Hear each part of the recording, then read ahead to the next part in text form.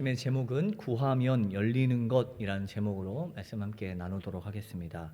2020년과 2021년은 어쩌면 우리 사회에서 무기력과 싸우고 있는 시대가 도래한 것 같습니다. 사회를 돌아보면 희망이 가득한 일보다는 우리가 아무것도 할 수 없고 아무런 희망도 가질 수 없고 또 공의가 사라진 시대를 살아갑니다. 각 헤드라인을 장식하고 있는 포털 사이트의 어떤 뉴스들만 보아도 행복하고 희망이 되는 뉴스보다 폭행과 살인, 정죄와 다툼, 또 서로의 사리사욕을 위해서 폄하하고 유언비어를 퍼뜨리고 절망이 가득한 사회 환경과 이 전염병이라는 무서움과 싸우고 있습니다. 이런 상황 속에서 믿음을 지켜가고 있는 성도들에게 희망을 품고 또 어려운 환경 속에 주눅들어 살아가는 것이 아니라 새로운 삶을 향하여서 성숙해가는 과정을 품어야 하고 또 그것을 위해서 힘써야 합니다. 하지만 애석하게도 희망을 품기에는 너무 어려운 환경 같아 보입니다. 끝이 보이지 않는 어려움 속에서 무엇을 해야 할지 또 그냥 포기하고 싶어질 때가 참 많이 찾아오곤 있습니다.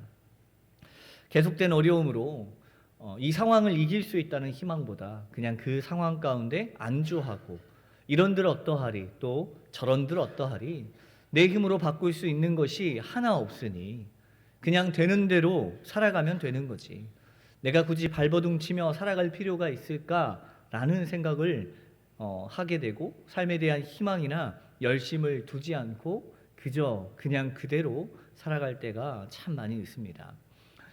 미국의 심리학자인 셀리 히만은 1967년에 스티브 마이어와 함께 한 실험을 하게 됩니다. 그것은 동물을 대상으로 회피학습을 통하여 공포의 조건 형성을 연구하던 중에 발견한 현상인데요. 이 실험은 피할 수 없거나 극복할 수 없는 환경에 이 반복적으로 노출된 경험으로 인하여서 실제로 자신의 능력으로 피할 수 있거나 그것을 충분히 극복할 만한 힘이 있음에도 불구하고 스스로 그 상황에서 자포자기하는 경험을 하게 되는 것입니다. 이것을 이 박사는 학습된 무력감이라고 부릅니다. 실험의 내용은 이렇습니다. 24마리의 개를 3가지 집단으로 나누어 상자에 넣습니다. 그리고 이 전기 충격을 주게 되는데 첫 번째 집단의 개에게는 코로 조작기를 누르면 전기 충격을 스스로 멈출 수 있는 환경을 제공합니다. 그리고 두 번째 집단은 코로 조작기를 눌러도 전기 충격을 피할 수 없고 몸이 꽁꽁 묶여 있어서 어떠한 대처도 할 수 없는 그러한 환경을 제공받았습니다. 세 번째 집단은 이제 비교 집단인데요. 상자 안에 넣긴 넣었으나 전기 충격을 주지 않고 묶어 두지도 않았습니다. 이렇게 지속적인 전기 충격을 주면서 24시간 이상 이들 세 집단을 모두 이렇게 실험을 통해 똑같은 충격을 주고 있었습니다. 그리고 이제 24시간이 지난 이후에 세 집단을 모두 다른 상자에 담았습니다. 그 상자는 하늘이 뚫려 있어서 중앙에 있는 담을 넘으면 전기 충격을 충분히 피할 수 있는 곳이었습니다. 상자에 옮겨놓고 전기 충격을 가했지만 어떠한 일이 벌어지느냐? 첫 번째 집단과 세 번째 집단은 이 중앙의 담을 넘어 전기 충격을 피하게 됩니다. 그런데 두 번째 집단, 처음에 말했을 때 묶여 있고 전기 충격을 주고 또 버튼을 눌러도 자기가 피할 수 없는 상황에 빠져 있었던 이 두 번째 집단은 전기 충격이 주어지자 피하려 하지 않고 구석에 웅크리고 앉아서 그냥 전기 충격을 그대로 받아들이고 있었다라는 것입니다. 즉, 이 두 번째 집단은 자신이 어떤 일을 해도 그 상황을 극복할 수 없을 것이라는 그 무기력이 이미 학습된 것입니다. 셀리 히만은 혐오 자극으로 회피 불가능한 이 전기 충격을 경험한 개들은 회피 가능한 전기 충격이 주어진 경우에도 회피하지 않고 그냥 묵묵히 그 자리에 그대로 있는 것을 보며 학습된 무기력이라고 명하게 되었습니다. 무엇을 가르쳐 주냐? 인간의 삶에도 마찬가지입니다. 우리가 아무리 계속해서 새로운 것에 도전한다 하여도 실패가 계속되면 어떻습니까? 그냥 포기해 버립니다. 새로운 상품을 개발하는 사람이 아무리 많은 것을 개발하고 신상품을 많이 만들어낸다 하더라도 물건이 팔리지 않으면 어떤 생각이 들까요? 내가 만들어 놓은 상품이 계속해서 재고만 쌓여가면 이제는 개발을 포기해 버립니다. 개발하면 뭐해? 어차피 팔리지도 않을 건데 라고 생각하는 것이죠. 아무리 열심히 일을 해도 우리의 삶이 제자리에 머물러 있다면 어떡하겠습니까? 일을 해서 뭐해? 라는 생각이 드는 것입니다. 여러분, 이것은 다만 우리의 생활과 동물의 실험에 대한 것으로 끝나는 것이 아닙니다. 오늘 우리의 신앙에 대한 아주 명확한 가르침을 가르쳐주고 있습니다. 우리가 아무리 열심히 하나님 앞에 나와서 기도하고 찬양하고 예배를 드리지만 삶의 변화가 찾아오지 않으면 어떻습니까? 뭐하러 믿음 생활을 지속하고 예배는 뭐하러 드리러 나오나, 이러한 생각들이 우리 안에 학습되어지고 있는 것 아니겠습니까?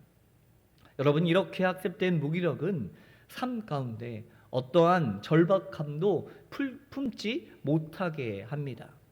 사람은 무슨 일을 하든지 이 절박함을 품어야 합니다. 절박함이 있어야 놀라운 능력이 나타나고, 절박함이 있어야 내가 원하는 바를 이루어갈 수 있습니다. 목회자로서 설교 한 편을 준비하는 시간을 가질 때도 마찬가지입니다. 이 절박함이 있는 설교와 그렇지 않은 설교의 차이점이 제가 느끼기에 참 많이 있었던 것 같습니다. 보통 저 같은 경우는 이 설교 한 편을 준비하기 위해서 한 3일 정도의 시간을 할애를 합니다.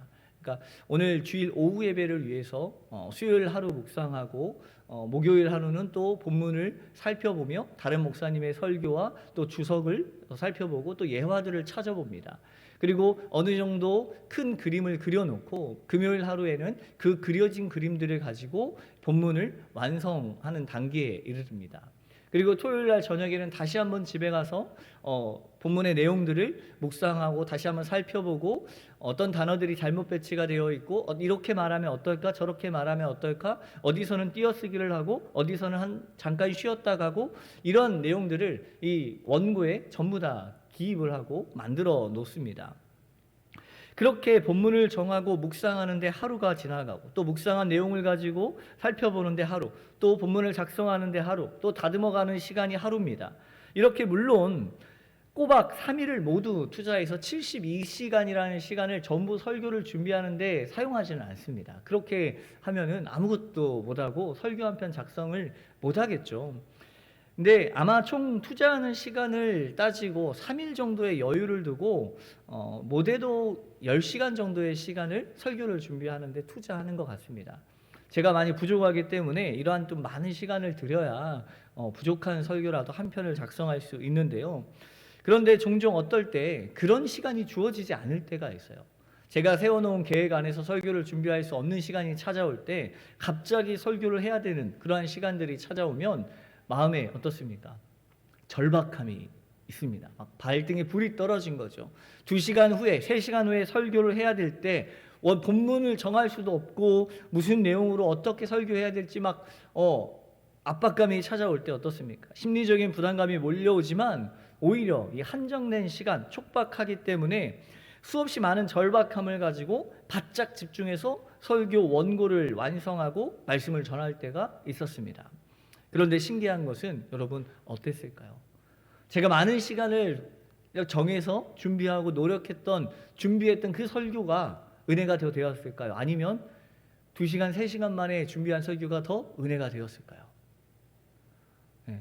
이전 교회에서 그렇게 설교를 해야 될 기회들이 많이 있었는데 갑자기 설교를 준비해서 하고 성도님들 앞에서 문 앞에서 안녕히 돌아가십시오 인사하면 목사님 말씀에 은혜 받았습니다라는 말을 정말 많이 들었어요. 뼈 빠지게 준비해서 3일 내내 준비하고 묵상하고 주석을 살펴보면서 설교를 분석하고 설교한 내용보다, 준비된 설교보다 목사님께서 갑자기 담임 목사님이 출타하셔서 나 목사 오늘 수요 예배 설교 좀 해 라고 말씀하셨을 때 2시간 바짝 준비해서 했던 설교에 많은 성도님들이 더 은혜를 받았다라는 것이 참 아이러니한 것 아니겠습니까? 물론 제 준비한 설교가 정말로 은혜가 되었고 정말로 어떤 큰 메시지가 있어서 그랬다라기보다는 제 안에 조금 다른 절박함이 있지 않았을까라는 거예요. 익숙하기 빨리 설교를 준비해야 하기 때문에 평소에 내가 갖고 있었던 생각들이나 평소에 내가 품고 있었던 그냥 내 믿음의 고백들이, 내 삶의 고백들이 말씀을 통해서 전해지는 시간들이었기 때문에 어떻게 보면 그 설교가 더 힘이 있고 은혜가 될 수 있었다라는 거죠. 그 안에 무엇이 있었어요? 절박함이 있었기 때문입니다. 절박함을 가지고 더 집중하고 절박함을 가지고 더 노력했기 때문에 어쩌면 조금 더 은혜가 있는 메시지를 전할 수도 있었다는 것입니다. 그렇다고 해서 물론 제가 이렇게 준비하는 설교의 시간들이 절박하지 않은 것은 아닙니다. 오늘 준비한 설교 역시도 아주 절박하게 준비했습니다. 이 절박함의 은혜가 여러분들에게도 동일하게 전해지기를 소망합니다. 늘 절박하고 또 절박해서 설교 원고를 수없이 고치고 다듬고 말씀을 전하고 나면 오늘 집에 돌아가면서 다시 또 제가 전한 설교를 다시 한번 들어봅니다. 내 손가락이 어떻게 됐고 내 눈이 어떻게 됐고 내 입이 어떻게 움직이고 있고 여기선 내가 말씀을 이렇게 전했고 내 말이 여기서는 이렇게 틀렸고 발음이 어떻게 샜구나 이런 것까지 다 보면서 고치려고 노력하고 또 그렇지만 또 그럼에도 아쉽고 또 아쉬운 것이 우리들의 모습입니다. 저의 모습이죠. 그런데 여러분 참 아쉬운 거는 저뿐만 아니라 현대인에게 있어서 이러한 절박함들이 어느덧 사라지고 있다는 거예요. 보이지 않는 희망 없는 미래, 아무것도 기대할 수 없는 미래, 내가 노력해도 나의 삶의 질이 나아질 것 같아 보이지 않기 때문에 그저 무기력하고 그냥 그 상황에 안주하고 그냥 이 정도면 됐지라고 만족하며 살아가는 것이 오늘 우리의 모습이 아닌가 싶습니다. 오늘 예수님께서 제자들을 향하여 이 본문의 말씀을 전하고 있는 이유가 무엇입니까? 제자들의 삶 속에 이 믿음의 절박함이 없었기 때문 아니겠습니까? 제자들은 예수님과 함께 모여있던 그 무리들을 향하여 기도의 방법도 가르쳐 주었습니다. 또한 기도할 때의 자세도 예수님께서 친히 가르쳐 주었습니다. 그리고 예수님은 말씀을 듣고 있는 이들을 향하여 이렇게 오늘 본문의 말씀을 선포합니다. 구하라, 구하고 찾고 두드리라. 이 말씀은 우리가 너무나도 잘 알고 있는 말씀 아닙니까? 오늘 본문 말씀뿐만 아니라 마태복음 7장 7절에서 12절 말씀에도 동일한 말씀이 기록되어 있습니다. 누가 모릅니까? 구하면 받고 찾으면 찾고 두드리면 열릴 것을 누가 모르겠습니까? 그런데 예수님이 오늘 이 말씀을 하신 이유는 그들이 하나님을 향하여 구하지 않고 찾지 않고 두드리지 않았기 때문입니다. 예수님은 이 말씀을 명령하셨습니다. 이 명령 가운데 가장 중요한 것이 믿고 구하는 것입니다. 믿고 구하면 하나님이 분명히 주십니다. 믿고 찾으면 찾게 되고 믿고 두드리면 열린다는 이 너무나도 간단한 이치를 우리에게 설명해 주고 있습니다. 왜 예수님이 이렇게 간단한 이치를 말씀하고 계시겠습니까? 그것은 당시 제자들이나 백성들이 하나님을 향하고 하나님을 믿지 않고 하나님께 구하지 않았기 때문입니다. 삶에 처한 많은 어려움과 이 두려움 때문에 혹은 그의 삶이 변하지 않는 것으로 인하여 그들의 삶은 항상 불신이 팽배한 삶을 살아가고 있었습니다. 그렇기 때문에 그들은 믿고 구할 수 없었습니다. 또 찾을 수 없었습니다. 또 두드리지도 못하였습니다. 예수님은 그런 제자들을 향하여 의심하지 말라, 구하라고 말합니다. 제자들과 백성들이 예수님 앞에 나와 있었으나 그들은 아직도 이 예수 그리스도를 믿지 못했습니다. 아마도 하나님에 대한 그리고 예수님에 대한 편견에 사로잡혀 있었을 것으로 보입니다. 그들의 삶을 보면 항상 신앙을 품는 일에 대해서 불신이 가득한 삶을 마주하였을 것입니다. 하나님을 믿고 따랐으나 그 결과는 항상 좋지 못합니다. 말씀을 전하는 자나 제사를 진행하는 서기관들이나 그 제사장들을 보게 되면 저들이 과연 말씀을 실천하는 사람인지 자신의 사리사욕을 채우기 위해서 살아가는 이들인지 알 수 없을 정도로 욕심에 치우쳐 삶을 살아가고 있었습니다. 그러니까 당시의 제사장과 바리새인들이나 서기관들, 하나님의 말씀을 따른다는 이들이 아니라 예수님 앞에 나온 사람들은 가장 천하고 천한 이들이 하나님 앞에, 예수님 앞에 나와 예수님의 말씀에 귀 기울이고 있는 것 아니겠습니까? 간절한 기도의 제목을 가지고 그들 앞에 나가면 그들이 나의 기도의 제목을, 오늘 나의 삶을 나의 하나님 앞에 우리의 모든 삶에 제물을 드리고 예물을 드려도 나의 삶은 나아지는 것이 없는데, 그들은, 이 당시의 종교 지도자들은 그렇게 그 백성들의 머리 위에 앉아서 그들을 통제하고 그들의 배를 불리고 살아가고 있으니 그 모습에 얼마나 좌절되고 불신을 품게 되었겠습니까? 여러분, 그것이 하나님이 무능력해서가 아닙니다. 그리스도인들이 세상에서 욕을 먹는 이유는 하나님이 무능력하기 때문이 아닙니다. 또 하나님이 무책임하신 분이기 때문에 아닙니다. 하나님의 일을 감당해야 될 지도자들과 하나님을 믿는 그리스도인들의 타락으로 인하여서 그들과 함께 살아가는 그 백성들이 학습된 무기력감을 가지고 살아가기 때문입니다. 백성의 삶은 늘 거절당하고 있었습니다. 무시당하고 철저히 이용당하였습니다. 계속되는 거절과 좌절로 우리로 하여금 일어나지 못하게 하고 있습니다. 한두 번이야 잊고 살아갈 수 있지만 그것이 계속되어지면 어떨까요? 결국 포기되어지고 그 자리에 주저앉을 수밖에 없는 것입니다. 오늘 그렇다면 나의 삶은 어떻습니까?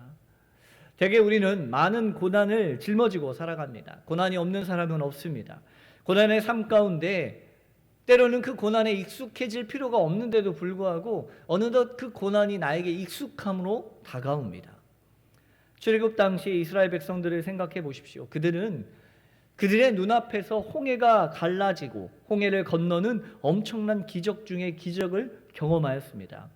그런데 놀라운 일이 일어나게 됩니다. 우리는 성경 구절에 기록된 말씀을 보고 믿지만 당시 이스라엘 백성들의 현장에서 그 홍해의 갈라짐을 보고 그 홍해를 건넜지 않았습니까?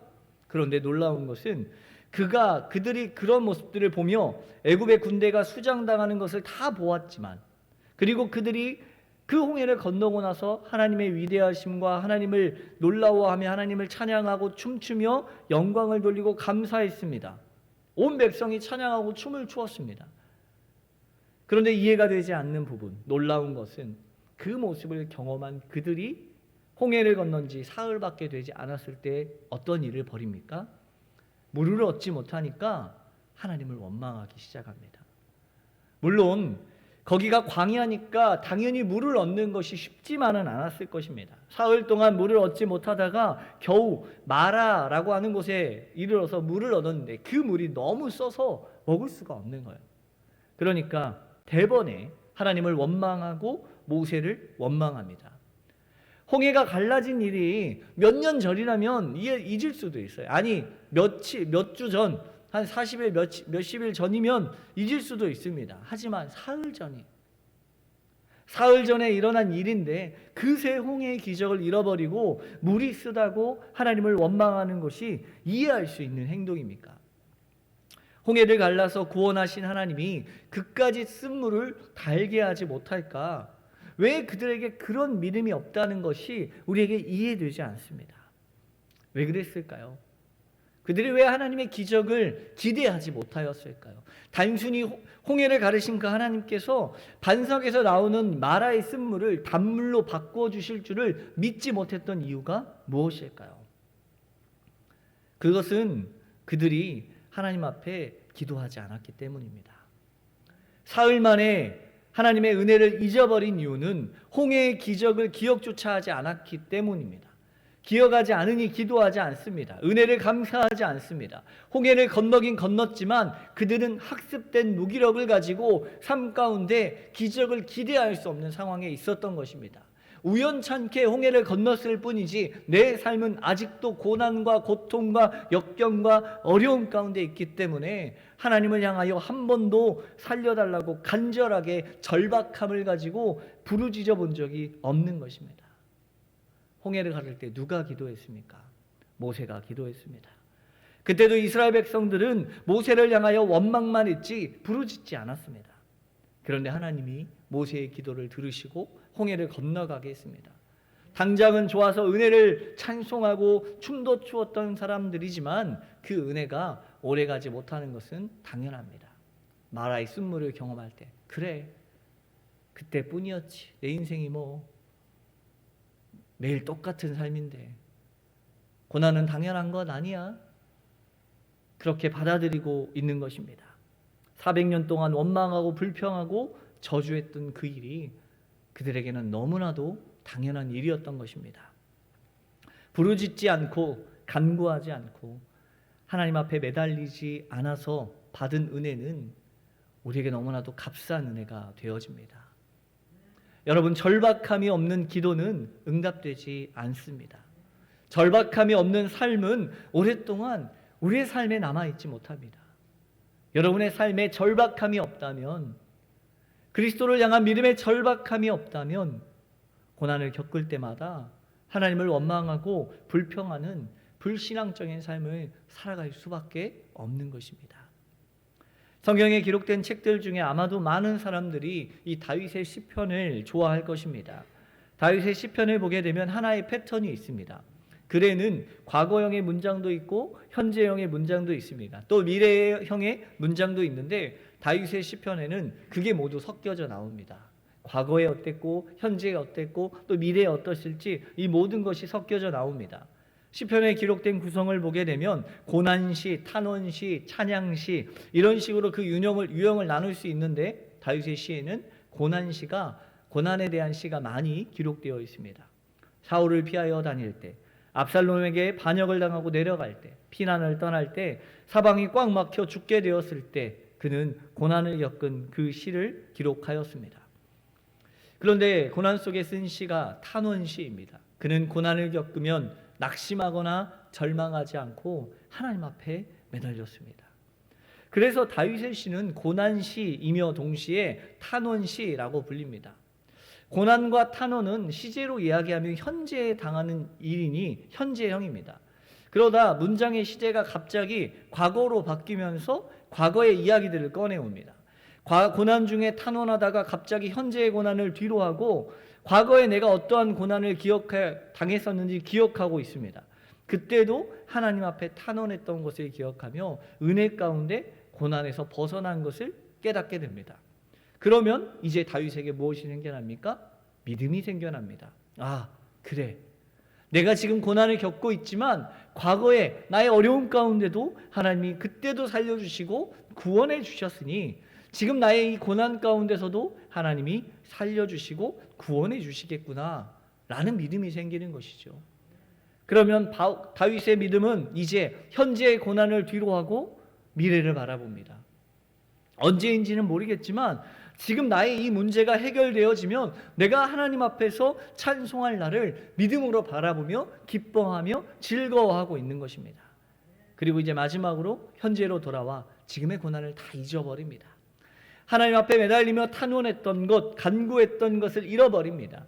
다윗의 시는 고난의 시, 탄원시로 시작했다가 마지막은 찬양을 하는 시로 끝을 맺고 있는 것입니다. 그런데 이 찬양의 시는 미래가 아니라 오늘 고난의 자리에서 이루어지고 있습니다. 이래서 시편이 대단한 것이 다윗의 믿음 역시 최고의 믿음이라 불릴 만한 것으로 볼 수 있습니다. 그렇다면 오늘 우리는 다윗처럼 살아가고 있을까요? 아니면 이스라엘 백성들처럼 살아가고 있을까요? 내가 지금 살아가고 있는 이 동안 우리에게 고난만 있었을까요? 아니면 하나님의 은혜와 하나님의 축복이 더 많았을까요?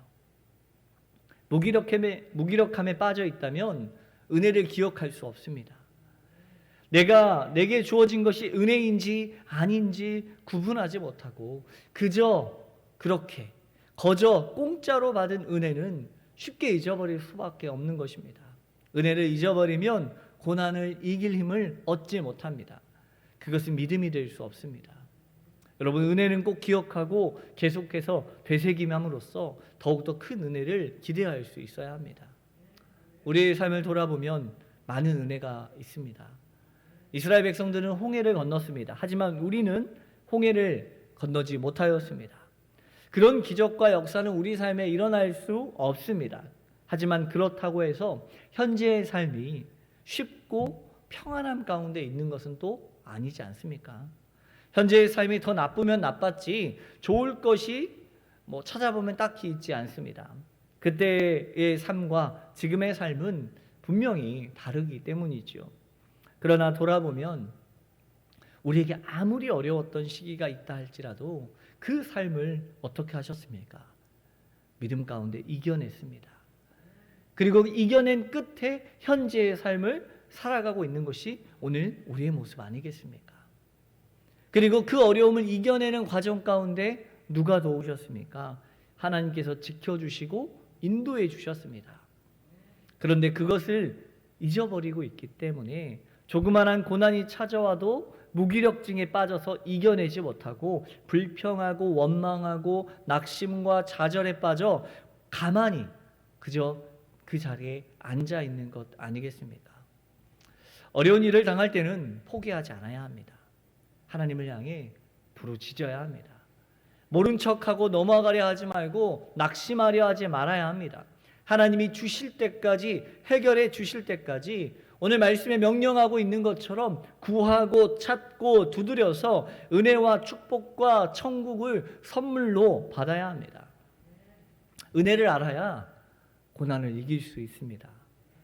고난을 이겨낼 수 있는 믿음을 갖게 되면 오늘 현재의 상황과 전혀 상관없이 다윗처럼 고난 중에도 하나님을 찬양하는 정말 그리스도인의 온전한 삶을 살아갈 수 있게 되는 것입니다. 우리는 늘 고난의 삶을 살아갑니다. 어느 것 하나 만만한 삶이 어디 있겠습니까? 고난 중에 기도해서 축복을 경험할 수 있어야 합니다. 너무나도 뻔한 이야기죠. 그런데 여기에 키포인트, 어떻게 하면 우리가 이 고난을 쉽게 넘어갈 수 있을까? 그것은 바로 하나님과의 관계의 회복입니다. 여러분 어떤 존재이십니까? 여러분은 오늘 누구의 자녀이십니까? 그리고 예수님은 오늘 나에게 어떤 존재이시며 그 예수님과 나는 어떤 관계를 맺으며 살아가고 계십니까? 오늘 본문 11절 12절에 예수님은 이렇게 우리에게 말씀하십니다. 너희 중에 아버지 된 자로서 누가 아들이 생선을 달라 하는데 생선 대신에 뱀을 주며 알을 달라 하는데 전갈을 주겠느냐라고 말씀하십니다. 예수님은 분명하게 우리와의 관계를 명확하게 말씀해 주십니다. 바로 아버지와 자녀와의 관계입니다. 이 관계는 절대 변하지 않는 관계입니다. 그런데 우리는 자꾸만 어떤 병에 빠져 있냐면 의심병에 빠져 있습니다. 그리고 하나님을 의심합니다. 진짜 내 아버지가 맞나? 아버지가 진짜 나를 사랑하시나? 아니 내가 그분을 아버지라고 불러도 되나? 그분이 나를 사랑하신다고 말씀하시는데 나에게 어떻게 이럴 수 있지? 라는 고민들, 날 사랑하지 않는 것이 분명해 라고 생각하며 믿음의 의심을 쌓아갑니다. 그리고 결국에는 하나님 아버지를 등지고 그 자리를 박차고 도망가 버립니다. 여러분 당시 이스라엘 백성들 가운데 도망자의 말에 귀 기울여 줄 사람은 아무도 없습니다. 아무런 관계가 없는 사람의 부탁을 들어줄 사람은 이 세상에 아무도 없습니다. 어느 누구에게 가서 구한다고 주지 않고 아무런 관계가 없는 사람에게 찾아가서 내가 이렇게 필요하니 나의 필요를 채워주세요 라고 말하면 쫓겨날 수밖에 없습니다. 아무 집이나 가서 문을 두드리면 문을 열어주기는커녕 문전박대를 당할 수밖에 없습니다. 여러분 다시 돌아가야 합니다. 다시금 하나님과의 관계를 회복해야 합니다. 하나님은 돌아오는 자녀를 주님은 언제나 넓은 품으로 안아주십니다. 항상 좋은 것으로 우리에게 채워주십니다. 넘치는 사랑으로 돌보아 주십니다. 하나님과의 관계가 회복되어질 때 염치불구하고 하나님 앞에 언제든지 구할 수 있는 거예요. 저희 둘째가 아침에 가장 먼저 일어나거든요. 네. 근데 가장 먼저 일어나서 무엇을 제일 먼저 말하는지 아십니까? 자고 있는 저희들에게 와가지고 안녕히 주무셨어요 라고 말합니다. 그리고 나 뭐 먹지? 라고 말해요. 아침에 눈 뜨면 제일 먼저 이야기하는 게 자고 있는 엄마와 아빠를 향해서 인사를 정중하게 인사하고 뭐 먹지라고 고민합니다. 그러면 상위에 음료수 먹어라고 말해요. 그러면 식탁 위에 있는 음료수 빨대로 꽂아 먹고 또 남는 시간에 자기 자리에 누워서 뒹구적거리다가 유치원에 어린이집에 갑니다. 왜 구할 수 있는 거예요? 내 아버지니까, 내 어머니니까, 내 부모니까. 새벽에 일어나서 6시 반이든 7시 반이든 8시 반이든 제일 먼저 눈 뜨면 저희에게 와서 구합니다. 그러면 챙겨주죠. 뭐라도 챙겨줍니다. 없으면 없는 거라도 챙겨줍니다. 우리가 하나님 앞에 구할 수 있는 이유는 무엇입니까? 하나님이 내 아버지 되시잖아요. 하나님이 내 아버지시기 때문에 주님은 우리에게 분명히 말씀하십니다. 구하라, 찾으라, 두드려라. 그럼 내가 너한테 줄 거야. 내가 너한테 찾게 하고 내가 너에게 문을 열어줄 거야. 그런데 왜 너희는 너희의 고난 가운데 익숙해져서 너희의 그 아픔 가운데 익숙해져서 아무것도 시도하지 않고 그 자리에 머물러 있는 거니? 라고 우리에게 말씀하시는 것이죠. 고난이 닥칠 때마다 그것이 두려워서 머물러 있고 움직이지 못하고 하나님 앞에 구하지 못한다면 하나님과의 관계를 더 멀어지게 하는 것밖에 되지 않는 거예요. 아이들을 양육하다 보니까 아이들이 때로는 속에 삐져가지고 말을 안 할 때가 있어요. 말을 안 하고 그냥 꽁 하고 있어요. 그러면 어떤 부모님들은 물어보잖아요. 이것 때문에 그래? 저것 때문에 그래? 이거 해줄까? 저거 해줄까? 계속 이럽니다. 근데 저희 집은 아무것도 안 들어줘요. 계속 삐져 있으라고 해요. 삐진 채로 계속 있어요. 너 왜 삐졌어? 물어봐요. 대답이 없어요. 말을 해야 알지. 말 안 하면 안 해줄 거야. 삐진 이유를 말할 때까지 들어주지 않습니다. 결국에는 삐진 이유를 말을 하죠. 속상한 걸 말을 합니다. 말을 하면 들어줍니다. 우리가 그러고 있는 거예요. 삐져 있는 거예요. 하나님 앞에 삐져 있는 거예요. 하나님 앞에 구하지 않는 거예요. 주님은 기다리고 있는데 너희가 구하면 구하는 대로 얻고 찾으면 찾게 되고 두드리면 열리게 되는데 왜 구하지도 않고 찾지도 않고 문을 두드리지도 않는 거니? 고난 가운데 왜 그렇게 무기력하게 있니? 주님은 말씀하고 계시는 거예요. 시편 119편 71절 말씀을 보면 이렇게 고백합니다. 고난당하는 것이 내게 유익이라. 이로 말미암아 내가 주의 율례들을 배우게 되었나이다. 아멘. 여러분, 고난이 왜 우리에게 유익이 됩니까? 오늘 시편의 고백은 내가 주의 율례를 배웠다라고 말하고 있어요. 율례를 배웠다라는 것은 그냥 말씀을 들어 공부했다라는 것으로 이해하면 안 됩니다. 하나님의 말씀을 들었다라는 것은 주님의 음성을 들었다는 것이고, 주님의 음성을 들었다는 것은 주님과의 관계가 회복되었다라는 거예요. 관계가 회복되지 않으면 누군가 나에게 어떠한 말을 해도 그 말이 내 귀에 들어오지 않습니다. 들어왔다가 한 귀로 나갈 뿐입니다. 하나님과의 관계가 회복돼야 주의 율례가 내 귀에 들어옵니다. 주님의 말씀이 내 귀에 들어오고 내 마음판에 새겨지고 내 삶의 변화된 모습으로 드러나게 되는 것입니다. 고난을 통해서 우리가 알 수 있는 유일한 것은 하나님이 나의 보호자 되시는 것을 깨닫게 되는 것입니다. 힘들 때, 저도 이제 40인데 힘들 때 부모님을 찾아갑니다. 돈이 없어 힘들 때 부모님께 전화합니다. 어머님, 사랑하는 아들이 전화를 드렸습니다. 이래 해서 올해 얼마가 좀 부족합니다. 그러면 어머님께서 다음 날 통장에 꼭 필요한 금액을 넣어주십니다. 너무 감사하죠. 고난을 통해서 아쉬운 소리 한 번 더 하는 거예요. 고난을 통해서, 재정의 연약함을 통해서 생전 안 하던 사랑한다라는 고백을 엄마한테 하는 거죠. 남자 아들로서 부모님한테 살아오면서 사랑한다고 고백해 본 적이 별로 없는 것 같아요. 그런데 돈 주실 때는 사랑한다고 말이 나오더라고요. 하나님 앞에 우리가 무엇을 두드려야 할지, 무엇을 찾아야 할지, 무엇을 구해야 할지 살펴보았으면 좋겠습니다.